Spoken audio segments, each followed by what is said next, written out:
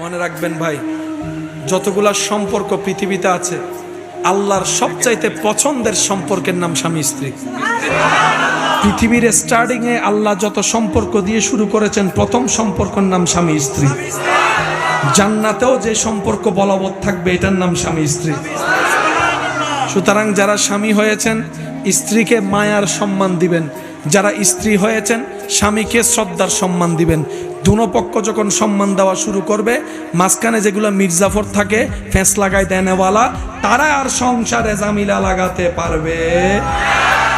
স্বামীয়ে বলবে জগতের বেস্ট বউ আমার ওয়াইফ, স্ত্রী বলবে জগতের বেস্ট স্বামী আমার হাজবেন্ড। দেখবেন যে আর কোনো জামিলা হওয়ার সুযোগ। আল্লাহ তাআলা আমাদের সবাইকে একটু বুঝে শুনে ঠান্ডা মাথায় জীবনযাপন করার তৌফিক দান করুন।